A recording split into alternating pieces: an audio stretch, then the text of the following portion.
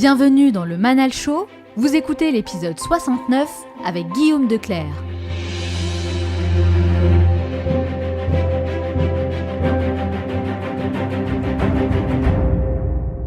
Et ce qui explique que j'ai, je pense, tous ces projets, c'est peut-être la façon dont je les aborde. En fait, avant de commencer chacun d'entre eux, en fait, je me pose une question assez simple. Je me dis, qu'est-ce qui peut m'arriver de pire ? Et souvent, en fait, quand on fait vraiment l'exercice, on se rend compte que y a rien de si grave qui peut arriver et qu'on trouvera toujours en fait une manière de rebondir. Dans cet épisode, je reçois Guillaume Declercq, un serial entrepreneur qui a décidé de casser le mythe de la productivité pour présenter une vision plus réaliste de son quotidien. À seulement 35 ans, il a déjà lancé 3 business qui cartonnent, a coécrit un livre devenu best-seller, anime des conférences pour de grandes entreprises et cerise sur le gâteau, il est récemment devenu papa d'une petite fille. Toutes ces expériences l'ont poussé à revoir son organisation pour trouver un équilibre entre vie pro et vie perso. Et pour lui, la clé du succès, c'est d'apprendre à devenir paresseux. Vous allez découvrir que le simple fait d'être productif ne sert strictement à rien, que les temps de loisirs sont tout aussi importants que les temps de travail, que les entrepreneurs qui cartonnent ne sont pas forcément ceux qui en font le plus, et plein d'autres choses passionnantes qui vont révolutionner votre façon de travailler. Enfin, je terminerai cette émission en partageant avec vous les 3 meilleurs conseils à retenir de mon entretien avec Guillaume Declercq. Et n'oubliez pas, certains veulent que ça arrive, d'autres aimeraient que ça arrive, et quelques-uns font que ça arrive. Cette émission dure 50 minutes et pas une de plus, alors soyez attentifs et faites partie de ceux qui font que ça arrive. Passez à l'action.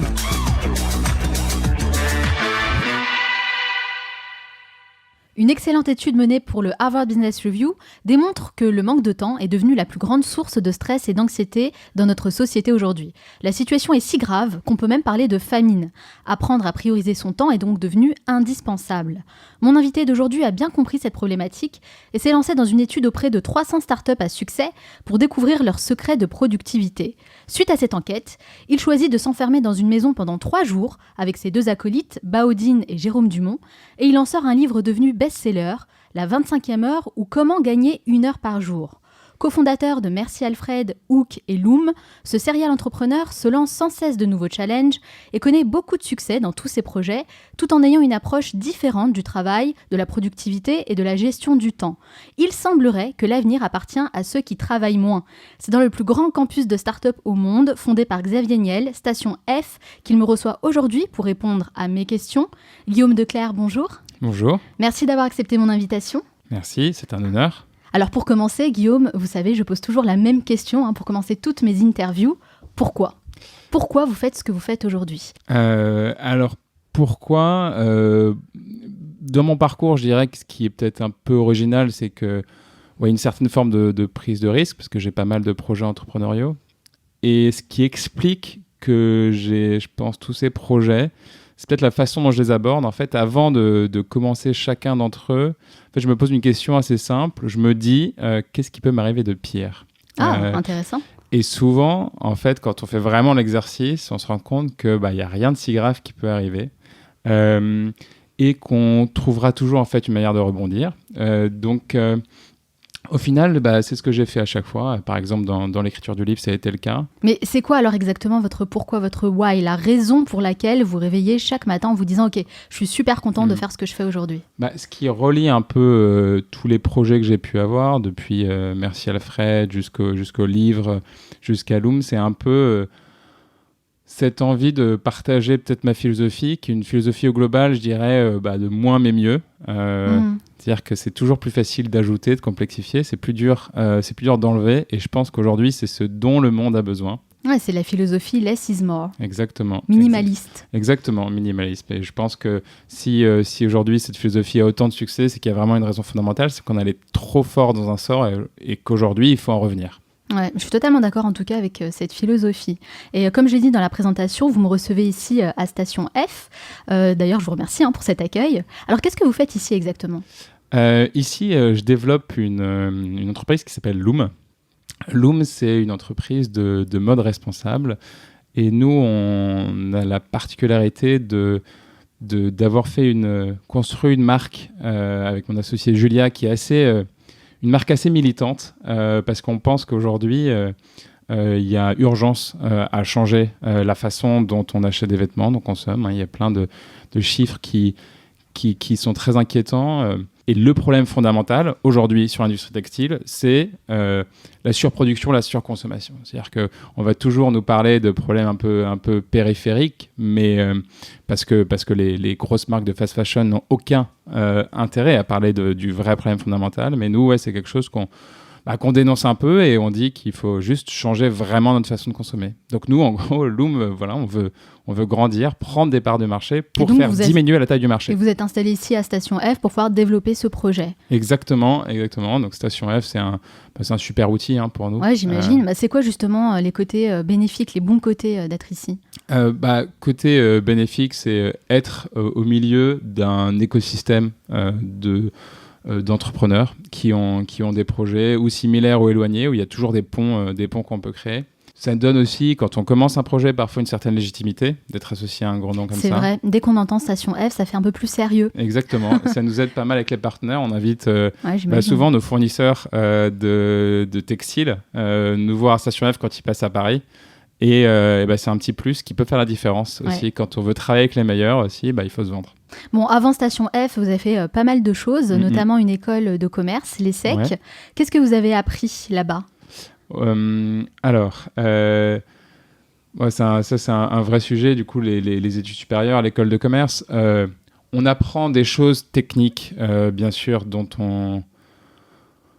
qui sont forcément utiles, mais honnêtement, qu'on pourrait apprendre aussi largement au fil de l'eau, un peu sur le terrain. Voilà, en micro-learning ou même en se formant tout simplement. Aujourd'hui, on peut se former n'importe où. YouTube ou Internet peut répondre à n'importe quelle de nos questions.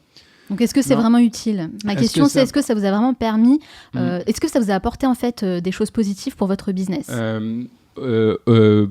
Honnêtement, ce qui est être assis dans une salle de classe en cours, non, je pense que ça apporte pas grand-chose. Ouais, on est d'accord. Ce que ça a apporté, je vais pas dire un réseau, dans le sens où on connaît des gens qui vont nous trouver des postes à droite et à gauche, mais un réseau, en tout cas, de personnes, en tout cas du temps d'exposition à des personnes potentiellement vraiment intéressantes et qui peuvent nous faire prendre des perspectives différentes, nous aider à nous développer. Donc c'est plus ça, en fait. C'est plus que, disons qu'il y a un filtre. Il y a un filtre à l'entrée qui potentiellement peut nous aider à grandir plus facilement. Après, en tant que tel, non, j'ai pas appris grand-chose. Si vous pouviez revenir dans le passé, est-ce que vous referiez une école de commerce ou pas ? En toute franchise. En toute franchise, non, je pense pas forcément. Alors après, c'est une décision très courageuse, très dure à prendre, parce que quand on a la possibilité de le faire, aujourd'hui, ça demande... c'est beaucoup plus facile de faire une école de commerce que de pas en faire. Ouais.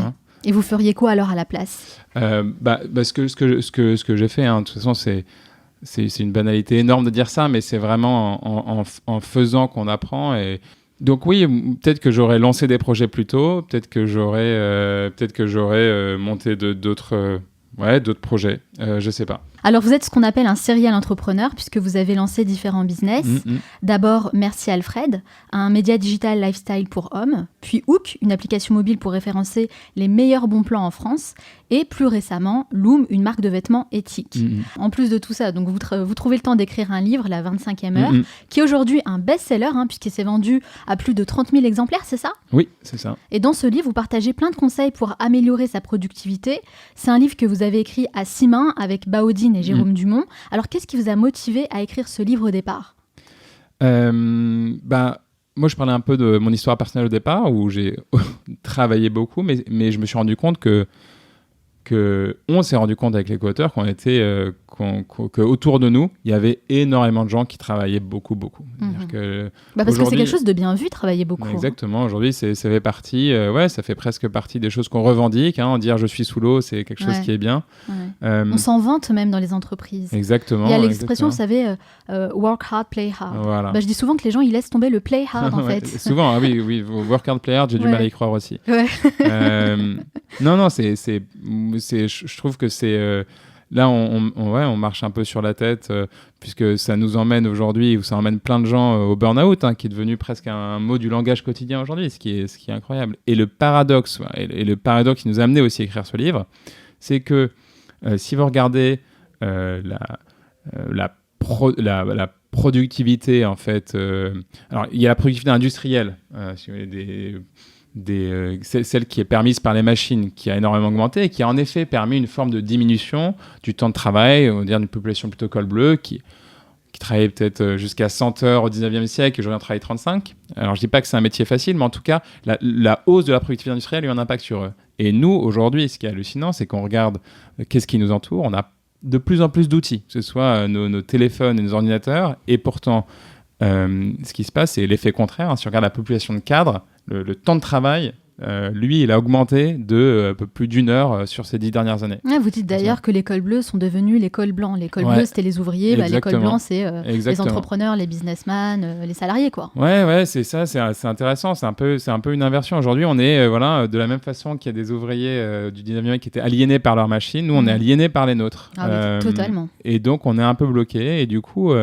non, l'idée, c'était de prendre notre conviction profonde, c'est que de la même façon que je suis jeune papa, j'ai appris petit à petit à éduquer ma fille. J'ai appris au contact des gens, en lisant des livres, et pourtant, personne, en ce qui concerne le travail, vraiment nous apprend à travailler. Typiquement, c'est pas quelque chose qu'on apprend à l'école. Ouais. Hein.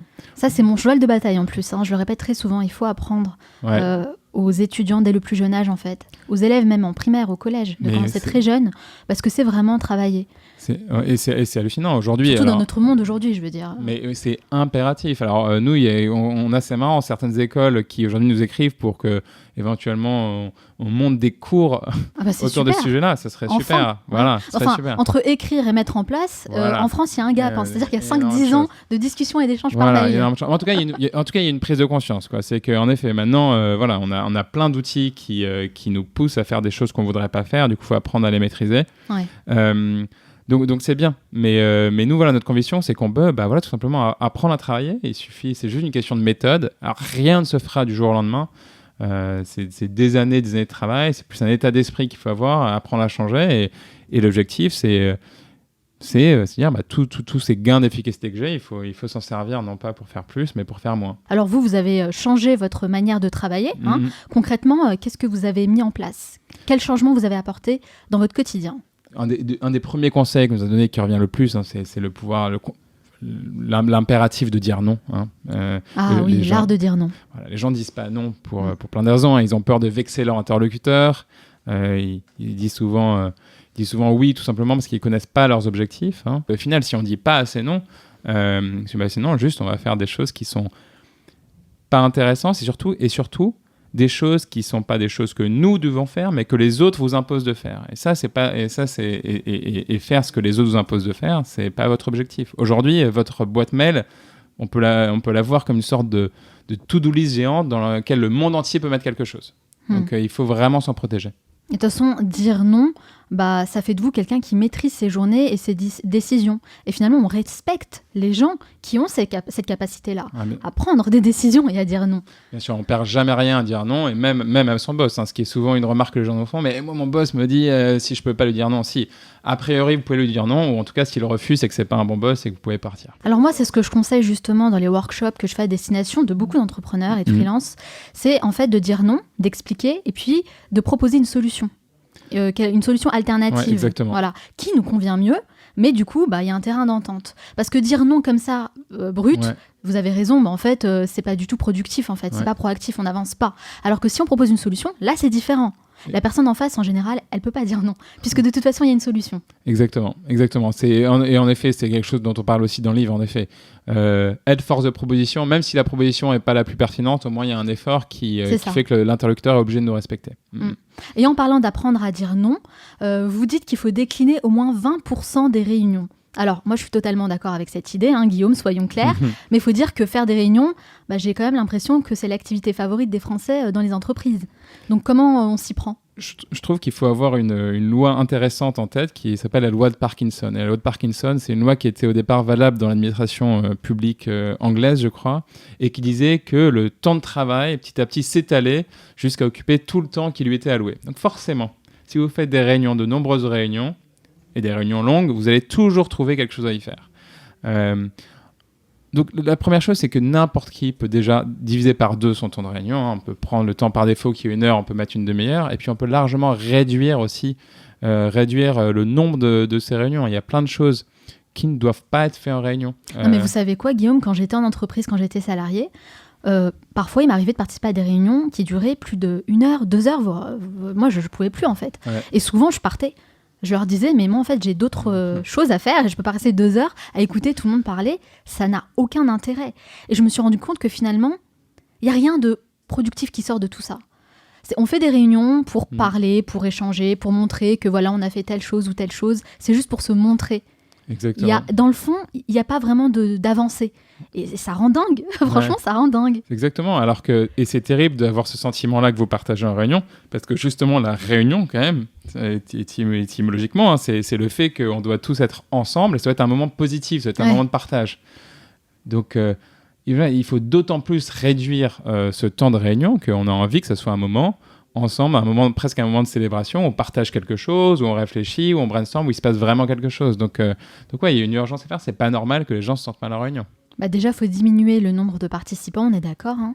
Il y a la loi de la pizza, vous en parlez ça dans le livre? Ouais, la pizza, alors que beaucoup d'entrepreneurs nous ont sorti, parce que Jeff Bezos, fondateur d'Amazon, a eu une phrase célèbre, hein, c'était il faut que dans une salle de réunion, on puisse nourrir tout le monde avec 2 pizzas. C'est-à-dire que 6 personnes maximum, ou voilà, on va dire 8 si vraiment les personnes ont un petit appétit. Hein.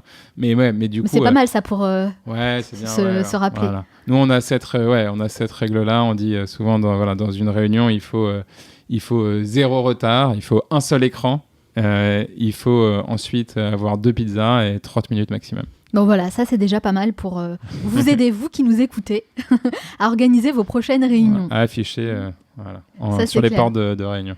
Alors dans ce livre qui, au passage, est très facile à lire, vous respectez votre engagement de ne pas faire perdre du temps au lecteur, et déjà bravo pour ça. Ouais. Vous parlez beaucoup de productivité, et d'ailleurs c'est un terme qu'on entend partout aujourd'hui, un peu à tort et à travers je trouve. À mon sens, la productivité, c'est pas forcément synonyme d'efficacité. Et bien au contraire, on cherche à rendre les gens plus productifs, à ce qu'ils fassent un maximum de tâches dans une journée. Mais pour moi, ce terme en fait devrait être réservé aux machines et aux robots, et surtout pas à nous, les êtres humains. Je pense qu'on doit plutôt chercher l'efficacité dans ce qu'on fait. Et la nuance, elle est très importante entre les deux. Oui, vous avez raison. Je pense que en effet, on n'est pas des machines. Et que productivité, en effet, ça peut avoir ça peut donner cette impression. Alors qu'au contraire, le message, c'est le contraire. C'est justement, il ne faut pas pressuriser les humains, mais au contraire, leur donner le loisir de pouvoir s'exprimer, d'avoir du temps libre. Et c'est ça qui est clé, parce que le temps libre aujourd'hui, c'est ça qui est le plus précieux. C'est ça qu'on doit chérir aujourd'hui. En fait, la grande différence pour moi, selon moi, entre la productivité et l'efficacité, pour l'avoir vécu à titre personnel, c'est vrai, quand je me suis lancée en tant que freelance il y a 5 ans, je cherchais en effet à être productive. Donc j'avais des to-do list à rallonge et vraiment je faisais énormément de choses dans mes journées. À la fin de la journée, je me sentais lessivée, fatiguée, physiquement et moralement. Mais je me disais, waouh, j'ai fait tout ça, c'est génial. Sauf que je me suis rapidement rendu compte qu'il fallait que je focalise mon attention sur l'essentiel. L'essentiel, c'est quoi? Ce sont les tâches qui nous apportent des résultats. Alors après, les résultats, on a différents indicateurs. Et à partir du moment où on arrive à obtenir ces résultats, pour moi, là, on est vraiment efficace. Et finalement, c'est la loi de Pareto. 20% de ce qu'on fait apporte 80% de résultats. Être productif pour seulement dire on a fait plein de choses dans la journée, ça ne sert strictement à rien. Tout à fait. Nous, on a ce qu'on appelle la règle des 3 tâches, qu'on a repris d'un bouquin qui s'appelle Getting Things Done. Et c'est ce que j'applique aussi personnellement grâce à ce bouquin, justement. Et que, honnêtement, c'était énorme. Je pense que presque un entrepreneur sur 3 qu'on a interrogé nous a dit l'appliquer. Donc et vous pouvez expliquer justement ce que c'est? Alors, cette c'est règle? juste commencer sa journée en disant qu'est-ce qui fait, quelles sont les 3 tâches qui feront qu'à la fin de la journée, je serai satisfait de ma journée. Exactement. Et donc, une fois... Alors, c'est pas juste les avoir identifiés, mais il faut aller au-delà de ça. Il faut en quelque sorte prendre rendez-vous avec vous-même dans la journée en allouant des créneaux pour faire ces tâches. Par exemple, vous allez mettre 3 fois 1 heure. Et le fait d'allouer des créneaux, de time-boxer ces tâches-là, en fait, ça va faire en sorte que les gens ne pourront pas vous coller des rendez-vous, des réunions à ce moment-là. Et donc Et donc, vous allez vraiment pouvoir les mener à bien et passer du temps avec vous-même. Bien sûr, et puis de toute façon, moi je le répète souvent, c'est pas parce qu'on travaille 7 ou 8 heures d'affilée qu'on travaille bien, qu'on est efficace, pas du tout. On peut travailler moins, 2-3 heures dans la journée, et vraiment finir tout ce qu'on a à faire et être ultra efficace. Exactement. Je sais souvent ce que la remarque que les gens nous font sur Loom. Les gens s'imaginent que toujours l'entrepreneuriat, ça doit forcément être horrible, qu'on doit avoir des horaires à rallonge. Et puis qu'on doit souffrir. C'est pas du tout le cas. Je veux dire, nous, on n'est pas fatigués. Je veux dire, on finit, nous, à 18h, la journée, en gros, ça doit être fini, quoi. Parce qu'on a une vie à côté, on a des projets, et puis que, bon, c'est une banalité, mais bon, c'est un marathon, et donc il faut tenir sur le long terme. Donc, il n'y a pas besoin, il y a pas besoin de bosser autant, et au contraire. Mais ça, c'est difficile à faire comprendre aux gens. Alors, c'est difficile. Du coup, moi, ce que j'essaie de parfois parce qu'en effet, il y a une forme de pression sociale, surtout en France, sur le fait de travailler beaucoup. Donc j'essaie parfois de parler d'une double perspective aux gens. La perspective d'abord historique, qui est, ça n'a pas toujours été le cas dans l'histoire, que la valeur travail soit autant mise en avant. Ça date, on va dire, de la révolution industrielle du 19e. Avant, je prends l'Antiquité par exemple, on valorisait l'otium, qui est une forme de loisir créatif, la méditation, c'était pas le travail, au contraire. Si je prends le Moyen-Âge, même on s'imagine qu'au Moyen-Âge, tout le monde travaillait énormément. Non, par exemple, pour les jours... On ne pouvait pas travailler à la lueur de la bougie, c'était interdit. Donc déjà, vous pouvez enlever la moitié du temps. Il y avait énormément de jours fériés et jours religieux. Donc il y a déjà cette perspective historique qui permet de se remettre en question, de dire que ça n'a pas toujours été comme ça. Ouais. Et puis la perspective, bien sûr, géographique.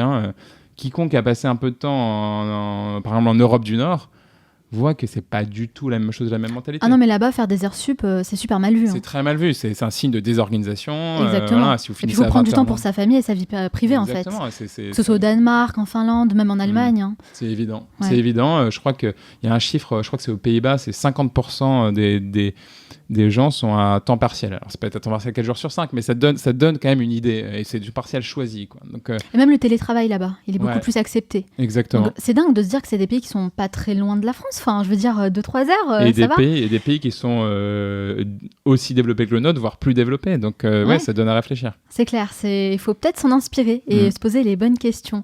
Mais en tout cas, voilà, c'est compliqué quand même à intégrer, j'ai l'impression, dans notre société aujourd'hui. Et même Tim Ferriss a eu des soucis avec son employeur, parce qu'il raconte une anecdote justement où il dit que lorsqu'il travaillait comme prospecteur, en fait, il faisait en 2 heures, juste en identifiant en fait ses peak performance, les moments où il était beaucoup plus productif et efficace justement, parce que les autres collègues pouvaient faire en 8 heures. Ouais. Et il s'est fait virer pour ça.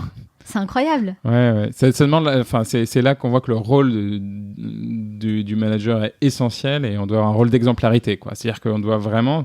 Enfin, si en effet le manager il part à 20h du boulot, personne partira avant. Ouais. Donc c'est le manager qui doit vraiment inspirer les gens, dire c'est pas grave. Enfin, c'est pas grave. Au contraire, c'est important de terminer tôt. Le manager doit vraiment montrer l'exemple et être un vrai modèle. C'est clair, ça doit venir d'en haut. Exactement. Bon, en tout cas, si on crée des déclics pour les personnes qui nous écoutent, c'est déjà pas mal. Exactement. C'est notre objectif. Dans le livre, vous partagez une technique que moi, j'ai mis en place depuis de nombreuses années, mais qui surprend toujours un peu les gens. C'est le fait de consulter ma boîte mail uniquement 2 fois par jour. Uniquement 2 fois par jour, à midi et en fin de journée vers 18h.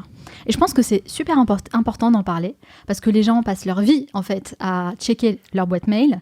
D'ailleurs, j'aimerais savoir, vous, Guillaume, quelle est la dernière fois où vous avez consulté votre boîte mail? Et vraiment, je veux une réponse honnête et franche. C'est ça, moi, ma boîte mail personnelle, je la consulte 1 fois par jour. Donc, le matin. Personnel, c'est quoi personnel? C'est ma boîte gmail.com. Voilà, et ma boîte professionnelle, qui est la boîte loom.fr, je la traite 2 fois par jour. Et donc, comme vous. Donc, pourquoi je fais ça? Et vous en connaissez la raison, mais c'est que l'idée, c'est que quand on est de l'autre côté, c'est-à-dire que quand on envoie un email, au bout de combien de temps on attend une réponse? On n'attend jamais une réponse dans l'heure, quoi. A priori, on accepte qu'on puisse avoir une réponse en moyenne en une demi-journée, quoi. C'est un délai largement acceptable. Donc, en effet, le corollaire de ça, c'est que si on est en face, on a tout à fait le droit de regarder sa boîte mail que 2 fois par jour. Et ce qui est, je pense, aussi essentiel, vous dites aujourd'hui, les gens, ils sont rivés sur la boîte mail. Le problème, c'est que la boîte mail, c'est pas un outil de gestion du temps. Ce qui est un outil de gestion du temps, c'est un agenda, c'est un calendrier. Donc, si on devait vraiment avoir quelque chose qu'on consultait en permanence, c'est les créneaux qu'on a alloués sur son agenda.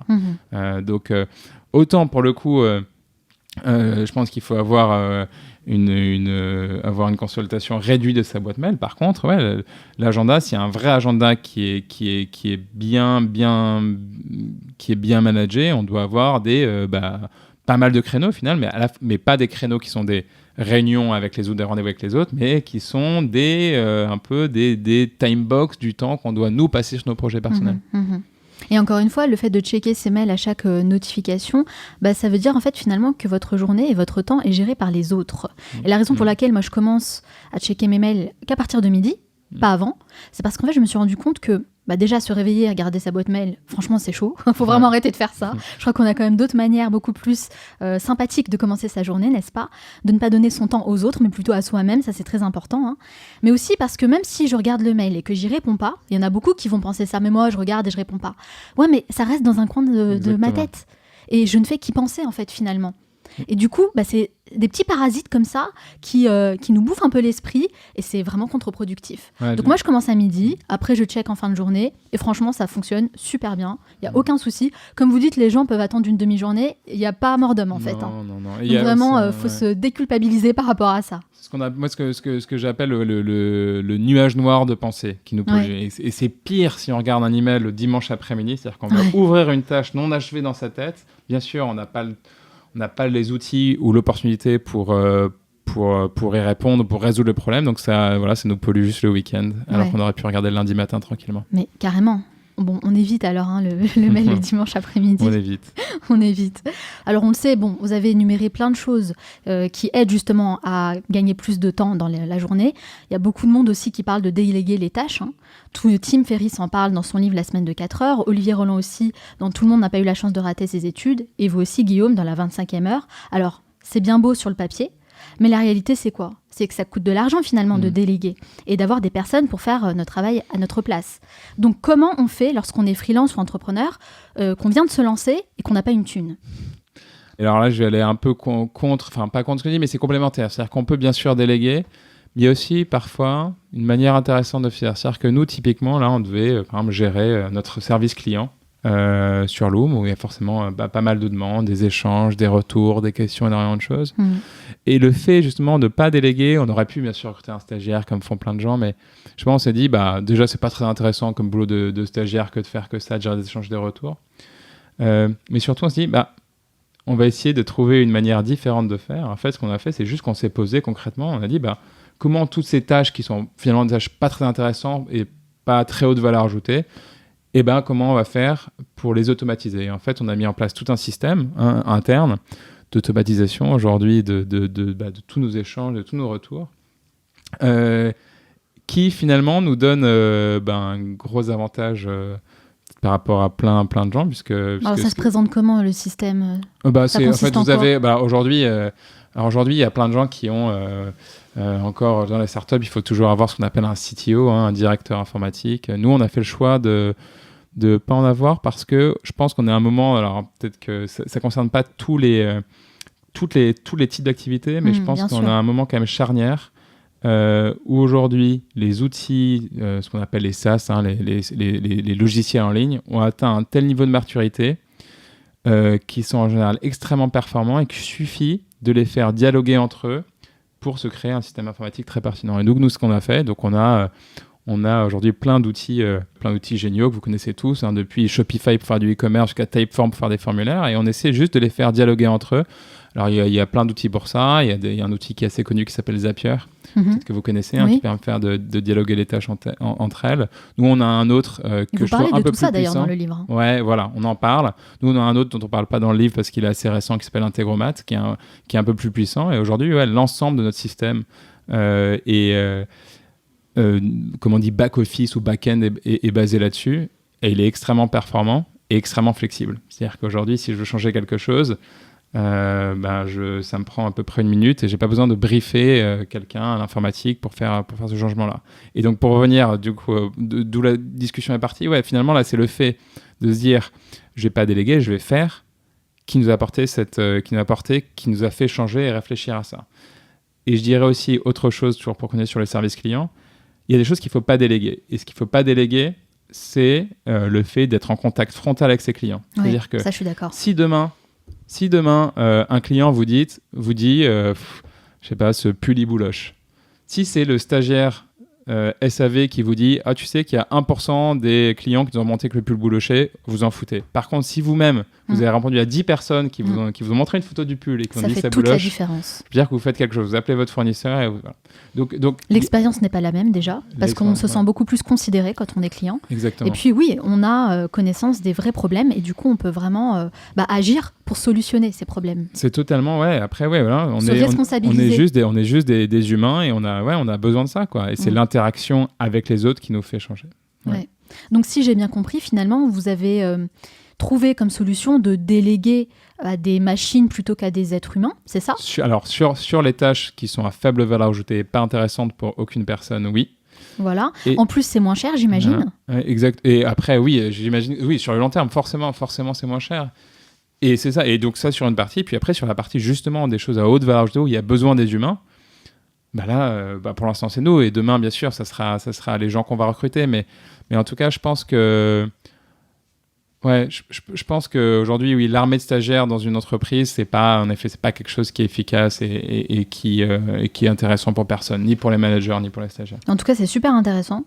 Et je trouve que c'est vraiment bien de donner ce genre de solution pour tous les entrepreneurs et les freelances qui se lancent, mais pas que, les startups et toutes les personnes qui ont envie justement de déléguer autrement. Et je crois qu'on tend vers ça. Enfin, on a même des assistantes virtuelles aujourd'hui et assistants. Enfin, voilà, c'est l'avenir, quoi. Ouais, exactement. On peut aller, on peut faire aujourd'hui beaucoup de choses. Ouais, vraiment, vraiment plein de choses. Et avoir des résultats très professionnels, je trouve. Ah oui. Au contraire. Hein. Enfin, voilà, au contraire. C'est juste, voilà, faut juste être vigilant sur la distinction qu'il faut faire entre ce qui est automatisable et ce qui ne l'est pas. Il y en a qui vont trop loin dans l'automatisation, et donc il faut être vigilant là-dessus. Ouais. Alors, dans le livre, vous me conseillez de commencer par travailler sur les tâches passives. Ouais. Est-ce que vous pouvez nous dire quelle est la différence entre les tâches passives et les tâches actives ? Alors, si vous balayez votre liste de tâches que vous avez à faire dans la journée, il y a des choses qui dépendent de vous, des choses qui ne dépendent pas de vous. Donc, par exemple, on va dire, briefer un graphiste pour faire une illustration, par exemple. Ça ne dépend pas de vous. Et du coup, ce qui est essentiel de faire, alors ça paraît évident, mais en fait, dans la réalité des choses, très peu de gens le font. Il faut commencer par tout ce qui ne dépend pas de vous. Voilà, pour une raison évidente, c'est que vous ne maîtrisez pas le temps que ça va prendre. Donc, faut le commencer le plus tôt possible. Mais ça semble contre-intuitif quand on le dit comme ça. Voilà. Mais en fait, il faut... parce que en fait, tout le monde a tendance à faire, parce que c'est sa zone de confort. On préfère faire on préfère faire ce qui dépend de nous parce qu'on est à l'aise là-dessus, parce qu'on ne se confronte pas à l'autre. Alors qu'il faut se confronter tout de suite à l'autre. C'est un peu plus inconfortable, mais en fait, c'est ça qui fait la différence. Et moi, ça m'est arrivé vraiment de nombreuses fois de voir des gens qui m'ont dit « j'ai tout fait. Ah oui, j'ai juste oublié de je sais pas, lancer cette tâche administrative, oui, mais qui va prendre 2 semaines. » Donc tout le projet est décalé de temps, ce qui est un peu absurde. Et l'avantage considérable de commencer par les tâches passives, selon moi, c'est vous preniez l'exemple de briefer par un designer. Alors, vous commencez par le briefer, par exemple, le matin. Voilà, vous arrivez au bureau, vous lui envoyez le mail, le brief, etc. Petit coup de fil pour tout confirmer. Puis, en fait, pendant la journée, quand vous faites vos tâches actives, lui, il travaille sur le projet. Ouais, exactement. Et donc, à la fin, là, vous êtes vraiment efficace parce que vous avez les résultats non seulement de votre propre travail fourni, mais en plus du travail que vous avez confié au designer plus tôt dans la journée. Exactement, parallélisation des tâches. Exactement. Donc ça... on commence par les tâches passives. Exactement. Alors, on se trouve actuellement à Station F, qui, je le rappelle, est le plus grand campus de start-up au monde. Mais la dernière fois que j'ai réalisé une interview ici avec un entrepreneur, eh bien, figurez-vous qu'il m'a confié avoir du mal à quitter le campus. Et il avait tendance à rester des journées et des nuits entières à travailler ici. Il m'a même dit que parfois, ça lui arrivait de dormir ici. Donc c'est un peu, vous savez, la technique Google, où on vous apporte tout ce dont vous avez besoin sur place pour vous inciter à rester toujours plus longtemps. Mais c'est pas forcément la meilleure chose à faire si on veut préserver sa santé mentale et physique. Vous en pensez quoi de ça ? Je suis contre. Je pense que clairement, ponctuellement, on peut avoir besoin de le faire. Sur le long terme, c'est clairement un handicap parce que tout ce travail trop intense qu'on le fait, on le paye toujours à un moment donné. Franchement, il avait l'air extrêmement fatigué en plus. J'imagine. Ah ouais, et moi, dans un coin de ma tête, je me disais, c'est génial ce qu'il fait. J'adore son projet. Mais enfin, à quel prix ? Au prix de sa santé, il faut se remettre en question par rapport à ça. Il faut. Ou alors après, c'est pas des techniques, c'est de se donner des contraintes, c'est-à-dire tout simplement, je sais pas, le soir, je vais réserver juste un théâtre ou je vais aller au cinéma ou j'ai une séance de sport. Là, j'ai pas le choix et je dois sortir. J'ai une contrainte. Ou juste voir des amis, quoi. Après, moi, j'ai j'ai je vais pas dire que c'est la contrainte ultime entre guillemets qui est c'est votre famille et votre enfant. C'est la famille, quoi. Ouais, c'est-à-dire que bien sûr. C'est un cadre en fait. C'est pas une contrainte, mais c'est plutôt un cadre. Et du coup, c'est non seulement donc c'est le bonheur de chaque fois de quitter son travail, mais voilà, on n'a pas le choix parce que de toute façon, il faut aller à 18h chercher son enfant à la sortie de la crèche ou de l'école. Et donc et donc, quelque part, le fait d'avoir une famille permet aussi d'avoir une vie forcément plus équilibrée. Et ça, c'est ça qui est génial. Ouais, le plus important, c'est d'avoir un cadre, qu'il soit la famille ou autre Bien chose, sûr. Et de vraiment planifier des activités externes. Exactement. Et comme ça, on se dit, OK, entre guillemets, j'ai plus le choix, parce que j'ai planifié, j'ai réservé. Voilà, j'ai mon cours de yoga, par exemple, à 18h. Bon, je sors du campus, en fait, et je fais autre chose. Bien sûr. S'obliger vraiment à faire autre chose. Parce que moi, il y a aussi un autre truc avec lequel j'ai jamais vraiment été d'accord, c'est le fait de considérer l'entreprise comme une grande famille. Et j'ai souvent assisté à des événements où les DG, les managers utilisent ce terme pour parler de leurs équipes en disant « Oui, nous, ici, on est une grande famille ». Et à chaque fois, je me dis « Oh my God !» En fait, ils vont y laisser leur vraie famille. C'est un piège de penser comme ça. Sauf que voilà, j'ai l'impression que si en fait on n'adhère pas à cette vision des choses, on est mis de côté parce qu'on est vu comme étant moins impliqué, ce qui est totalement faux évidemment. Donc comment on doit s'y prendre ? Quelle attitude on peut avoir face à ça ? Donner clairement aujourd'hui, dès le départ, le cadre de son implication dans une entreprise et fixer des règles. Et je pense que personne n'a rien à perdre à fixer des règles en disant je vais aller chercher mon enfant tous les soirs à 18h et c'est comme ça. Mais en effet, ça doit être défini en amont. Je pense qu'avant même de signer ou de s'engager dans une entreprise. C'est important ça, parce que si on le fait après, en fait, ce qui peut se passer, c'est que le responsable va se dire « Ok, il m'a bien eu en fait ». Voilà. Exactement. Donc il y a un petit sentiment de trahison comme ça qu'il faut quand même éviter et en parler le plus tôt possible. Mais vous avez raison, c'est pas parce qu'on est salarié qu'on peut pas imposer un cadre. Totalement. Ouais, ça va dans les deux sens, c'est clair. Complètement. Alors dans le chapitre 3, qui est le chapitre accéléré, le dernier chapitre, vous partagez les habitudes quotidiennes de grands artistes comme Beethoven, Le Corbusier ou encore Victor Hugo. Et moi j'ai trouvé ça super intéressant de voir comment ils organisaient leur journée. Et contrairement à ce qu'on pourrait croire, ils passaient pas tout leur temps à travailler. Pas du tout. Au contraire, ils avaient des plages horaires très précises pour ça. Et puis, ils profitaient du reste de la journée pour faire autre chose. On le disait tout à l'heure. Des activités comme une promenade, de la lecture ou même des repas entre amis. D'ailleurs, manger entre amis en famille, c'était très important pour eux. C'était des moments très conviviaux. Et la grande leçon, en fait, qu'on peut en tirer de ça, c'est qu'il faut pas forcément chercher à travailler plus, mais plutôt à travailler intelligemment. Et je sais que vous intervenez dans les entreprises. Alors, comment ça se passe vraiment sur le terrain ? Est-ce que c'est quelque chose que les managers et les employés arrivent à intégrer ? Ou est-ce que tout le monde est encore à côté de la plaque ? Aujourd'hui, je crois que ce qu'on disait en France, les gens sont encore pas mal à côté de la plaque, puisque ça a été comme ça pendant des années et des décennies. On a été très fort dans un sens et on commence tout juste à s'en rendre compte. Et moi, ce que je trouve le plus positif déjà, c'est qu'énormément d'entreprises nous sollicitent pour intervenir. C'est vrai, il y en a beaucoup ? Ouais, énormément, parce qu'elles savent que c'est le problème. Aujourd'hui, si vous prenez, alors je sais pas, la stat est pas juste au pourcentage près, mais c'est en gros que 90% des millennials, comme on dit, estiment que c'est important d'avoir un équilibre vie professionnelle, vie privée. Donc ça veut dire qu'eux, ils ont conscience de ça. Et la réalité, c'est que 7% seulement en sont satisfaits. Donc bien sûr, aujourd'hui, même de manière juste de façon ultra rationnelle économiquement, les grosses entreprises voient que c'est un problème, parce que c'est un problème pour leur recrutement. Et que les gens, ils vont privilégier aujourd'hui des boulots où ils peuvent avoir plus d'équilibre. Donc, ils n'ont pas le choix. Ils doivent changer. Parce qu'aujourd'hui, le rapport de force est un petit peu inversé entre la grosse entreprise et le salarié. Et donc, le salarié peut d'une certaine manière dicter ses conditions. Donc, moi, je pense qu'il y a un déclic. Et c'est marrant parce que quand vous prenez tout le monde individuellement, tout le monde est d'accord et tout le monde dit c'est la responsabilité de la structure ou du système. C'est vrai. Intéressant. Si tout le monde se mettait d'accord autour d'une table, on pourrait peut-être résoudre le problème. Personne ne veut se responsabiliser en fait. Exactement, tout le monde dit que c'est l'autre. Donc en fait, vous faites ça en parallèle de Loom, vous intervenez beaucoup dans les entreprises. Et finalement, c'est vrai, ce livre, La 25e heure, on peut dire que c'est devenu un vrai business, puisque vous intervenez régulièrement, vous l'avez dit, pour former les salariés. Et j'ai vu sur le site que vous facturez ça 4 500 € pour les interventions qui durent entre 1 et 1 heure et demie. Est-ce que c'est une affaire qui tourne bien pour vous ? Honnêtement, là-dessus, oui. Alors, ça peut paraître beaucoup, mais c'est un chiffre classique. Hein, c'est comme ça qu'on rémunère à peu près, c'est le montant qu'on rémunère un conférencier. Pour les entreprises, c'est pas beaucoup. Hein. Voilà, 4 500 €. Exactement. Je pense qu'ils peuvent investir ça quand même pour le bien-être des salariés. Ouais. Hein. Et du coup, moi, à titre personnel, oui, j'en fais de temps en temps, parce que c'est ça qui me permet de ne pas me rémunérer aujourd'hui sur mon projet Loom. Il y a quelque part où je me dis, j'ai un projet qui tourne, voilà, et j'utilise moi l'argent que je peux gagner grâce à ce projet pour faire quelque chose qui a du sens pour les humains et pour la planète aussi. C'est intéressant ça. Donc ouais, moi c'est comme ça que je le vois. Voilà, aujourd'hui, quelque part je me dis je préfère prendre sur un projet qui tourne pour essayer de me donner le plus avoir le moins de lest possible pour le projet Loom. Donc c'est intéressant finalement parce que vous arrivez à générer de l'argent à côté de Loom pour pouvoir subvenir à vos besoins, à votre vie et pouvoir développer Loom. Et finalement, le livre, c'est votre muse.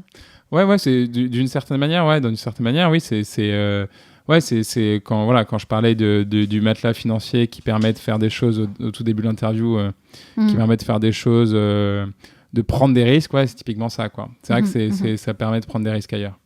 Et c'est vrai qu'on n'entend pas assez souvent, je trouve. On dit souvent aux gens de prendre des risques. On n'a qu'une vie, il faut faire ce qu'on aime, il faut prendre des risques et tout. Mais on oublie le côté financier. Prendre des risques en n'ayant que dalle dans le compte en banque, c'est quand même un risque un peu idiot. Ouais. Donc il faut prendre des risques, mais mesurés. Bien sûr. Se dire, OK, j'ai peut-être 6 mois de budget, comme vous dites, de matelas financier, qui pourrait me permettre d'avancer sereinement. C'est la bonne et c'est approche. là qu'on donne le meilleur de soi-même, finalement. Exactement. Je pense que la sécurité est un des premiers besoins humains, surtout quand on a une famille. Donc c'est important. En tout cas, merci beaucoup Guillaume Declercq d'avoir répondu à toutes mes questions. Mais ce n'est pas totalement fini. À la fin de chaque interview, je pose une série de questions rafales. Il faut répondre le plus spontanément possible, sans trop réfléchir. Le but, c'est de mieux vous connaître. Ça dure 1 minute 30. Est-ce que vous êtes prêts ? Allez, c'est parti. C'est parti. Quelle est la première chose que vous faites en vous levant le matin ? Je dis à ma fille de ne pas venir me réveiller. Où êtes-vous allé récemment pour votre dernier voyage à l'étranger ? Je suis allé au Portugal. Quel est le dernier livre que vous avez lu ? Et le monde devint silencieux, ou comment l'agrochimie a détruit nos insectes. Quelle est votre plus grande peur ? Ma plus grande peur, m'ennuyer. Vous dormez combien d'heures par nuit ? 8. Quelle est la mauvaise habitude dont vous aimeriez vous débarrasser ? Trop de café. Et l'habitude qui a changé votre vie ? Mettre mon réveil un peu plus tôt le matin. Selon vous, quel est le meilleur endroit pour travailler à Paris ? Un café le moment où Paris s'éveille. Quel animal vous représente le mieux ? Un animal qui construit, un castor. C'est pas très glamour, mais un castor. Quelle application utilisez-vous le plus ? Pocket, pour sauvegarder tous les articles que j'ai pas le temps de lire. Quel est votre film ou documentaire préféré ? Chef's Table, avec l'épisode avec Francis Malman. Quel livre offririez-vous en premier ? L'obstacle et le chemin, de Ryan Holloway, sur la philosophie stoïcienne. Qu'est-ce qui vous agace le plus chez les autres ? Les gens qui tapent à 2 doigts sur un clavier. Quelle est la chose à laquelle vous croyez et que les autres considèrent comme une folie ? Qu'il faut beaucoup moins consommer qu'avant. Si vous disposiez de 100 € et pas 1 € de plus, dans quoi les investiriez-vous ? Un vélo d'occasion. Quelle tâche avez-vous tendance à remettre toujours au lendemain ? Le fait de faire un feedback négatif à quelqu'un. De quel luxe vous ne pourriez pas vous passer ? Avoir un petit balcon comme j'ai à Paris. Quel est le meilleur conseil qu'on vous ait donné ?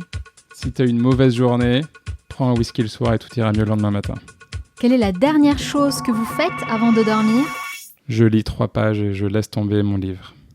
Merci beaucoup Guillaume Declercq d'avoir répondu à toutes mes questions et d'avoir partagé vos précieux conseils. J'aimerais juste revenir sur un point. Alors, vous n'utilisez pas les réseaux sociaux, jamais ? Je réponds à quelques messages sur LinkedIn, pour être tout à fait honnête. D'accord, c'est la seule chose que vous faites. Mais je n'ai pas ni Facebook ni Instagram. Bon c'est très bien, on est pareil. Je me suis retirée des réseaux il y a très récemment et ça fait un bien fou. Ça fait du bien. En tout cas, je suis vraiment contente d'avoir abordé des sujets aussi importants que la gestion du temps, la productivité, et je suis intimement convaincue qu'on devrait enseigner ça dès le plus jeune âge dans toutes les écoles du monde. On est d'accord, hein, Guillaume ? On est d'accord. Si on veut en savoir davantage sur vous et sur ce que vous faites, où peut-on vous retrouver ? Sur les réseaux, c'est ça? Non, justement pas. Essayez de m'envoyer un message sur LinkedIn. Sinon envoyez-moi un message à guillaume@loom.fr. Parfait. De toute façon, moi, je partage toutes les références sur le site lemanalshow.com. Merci encore, Guillaume Declercq. Je vous souhaite beaucoup de succès dans tous vos futurs projets. Merci beaucoup. Alors, on a beaucoup parlé d'organisation, de productivité et d'efficacité. Très bien. Mais pour moi, tout ça passe avant tout par notre capacité à gérer notre ressource la plus précieuse, le temps. C'est un sujet qui me tient particulièrement à cœur parce que je pense que nous devrions tous apprendre à gérer correctement notre temps. Et comme on ne le fait ni à l'école, ni en entreprise, eh bien on est forcé de trouver des solutions par soi-même. Et c'est ce que j'ai fait. J'ai lu énormément de livres, j'ai suivi moi-même des formations, j'ai assisté à des conférences, et puis surtout, j'ai expérimenté pas mal de choses, pour au final arriver à trouver le parfait équilibre. Grâce à tous les changements que j'ai mis en place, j'ai réussi à libérer du temps, un temps précieux, pour quitter mon job, lancer mon business, créer ce podcast que vous êtes en train d'écouter et voyager aux 4 coins du monde. Du coup, vous avez été extrêmement nombreux à me demander de partager ma méthode personnelle. Eh bien, c'est ce que j'ai fait dans cette masterclass Gestion du temps. J'aimerais aussi souligner le fait que j'ai choisi un format court pour aller à l'essentiel et éviter justement de vous faire perdre votre temps. Alors, vous trouverez toutes les informations sur lemanalshow.com/school. Il suffit simplement d'aller sur le site, de vous inscrire en ligne et vous accéder directement à la masterclass. J'ai également inséré un petit bonus que je vous laisserai découvrir. J'espère vraiment que ce travail que j'ai réalisé pour cette masterclass va vous aider concrètement à reprendre la main sur votre temps et réaliser enfin tous vos objectifs. Sachez que je vous mets également toutes les informations nécessaires dans la description de ce podcast. Nous arrivons à la fin de cette émission, mais avant de vous quitter, j'aimerais partager avec vous les 3 meilleurs conseils à retenir de mon entretien avec Guillaume Declercq. Conseil numéro 1, ne cherchez plus à être productif, cherchez plutôt à être efficace. On entend beaucoup parler de productivité, mais pour moi ce n'est pas toujours synonyme d'efficacité. Chercher à combler sans cesse nos journées avec des to-do list à rallonge, ça peut nous donner le sentiment de faire plein de choses, mais la réalité, c'est qu'on perd beaucoup de temps à brasser du vent. Ce qui compte vraiment, ce n'est pas le nombre de tâches accomplies, mais plutôt le résultat concret qu'on a obtenu. Si vous avez l'impression d'avoir toujours des tonnes de choses à faire, de ne plus avoir une minute à vous, alors vous devriez peut-être revoir vos priorités, car se surcharger de travail n'est pas du tout la solution. Pour être productif et surtout efficace, vous devez vous concentrer sur les tâches qui vous apportent le maximum de résultats. C'est la fameuse loi de Pareto. 20% de vos efforts vous apportent 80% de résultats. Eh bien, c'est sur ça que vous devez concentrer vos efforts. Alors, je vous pose la question. Quelles sont les choses essentielles qui font réellement tourner votre business? Les choses qui vous permettent d'atteindre vos objectifs et d'avoir de vrais résultats. Il est temps de changer votre façon de voir les choses et de vous concentrer enfin sur ce qui vous rend vraiment efficace. Conseil numéro 2, construisez-vous un matelas financier. C'est un conseil d'autant plus important qu'il y a de plus en plus de personnes qui souhaitent tout plaquer pour lancer un business. Ok, mais avez-vous pensé à mettre un peu d'argent de côté pour vous assurer une petite sécurité financière durant les premiers mois ? C'est important de se poser la question avant de poser sa dème. Les problèmes d'argent sont la source de beaucoup d'angoisse, de stress et d'anxiété. Si vous n'avez pas de quoi payer vos factures, vous ne pourrez pas vous concentrer suffisamment sur vos projets. Vous serez obnubilé par vos problèmes d'argent et c'est vraiment le pire qui puisse vous arriver. On a tendance à oublier de parler de cet aspect financier qui est pourtant très important. Moi, ce que je peux vous conseiller, c'est de vous constituer au moins 6 mois de ressources financières pour les dépenses basiques. Ça vous laissera le temps de décrocher vos premiers contrats. Sinon, faites comme Guillaume Declercq qui a opté pour la solution du side project. Une fois par mois, il intervient dans une entreprise pour faire du consulting, ce qui lui permet d'avoir une rentrée d'argent régulière. Et en parallèle, il continue de développer sa start-up. Dans tous les cas, il vous faut un matelas financier pour continuer à dormir sur vos 2 oreilles. Et enfin, conseil numéro 3, planifiez votre temps libre. Dans le livre La 25e heure, j'ai beaucoup aimé le passage dans lequel on découvre les habitudes quotidiennes de grands artistes comme Beethoven, Le Corbusier ou encore Victor Hugo. Ce qui m'a frappé, c'est l'importance qu'ils accordaient à leur temps libre. Ils planifiaient leurs activités de sorte à sortir de leur bureau ou de leur atelier le plus souvent possible. Ça m'a beaucoup marqué car c'est quelque chose dont j'ai pris conscience il y a quelques années et qui a totalement changé ma vie. j'ai compris que non seulement je ne peux pas demander à mon cerveau d'être concentré 8 heures d'affilée, que j'avais besoin de stimuler ma créativité par d'autres moyens que le travail, et qu'en plus, c'était une nécessité pour moi d'avoir une vie personnelle saine et épanouie. Du coup, j'ai revu toute mon organisation. Ça a été un gros chantier au départ pendant quelques jours, avec beaucoup de doutes et de questionnements, mais j'ai réussi à aller au-dessus de tout ça. Et aujourd'hui, je suis totalement convaincue des bienfaits de la méthode que j'ai mis en place. Ce qu'il faut absolument garder en tête, c'est que les temps de loisirs sont tout aussi importants que les temps de travail. J'espère que cet épisode vous a plu et que vous allez appliquer au moins un des nombreux conseils que nous avons partagés avec mon invité pour peut-être devenir un peu moins productif et beaucoup plus efficace. Si vous avez apprécié cet épisode, vous pouvez me soutenir de 2 façons. La première, c'est de me laisser un avis positif sur Apple Podcast. Il faut savoir que c'est la plateforme qui sert de référence pour toutes les autres et ça permettra à ce podcast d'avoir une plus grande visibilité. La deuxième chose que vous pouvez faire, c'est de partager cet épisode avec une ou plusieurs personnes de votre entourage susceptibles d'être intéressées par mon travail. Ça ne vous prendra que quelques secondes pour le faire, mais sachez que c'est ce qui m'aide le plus à faire grandir la communauté du Manal Show. Pour retrouver toutes les références citées dans cette émission, rendez-vous directement sur le site lemanalshow.com. Nous, on se retrouve très bientôt pour un nouvel épisode. Ciao!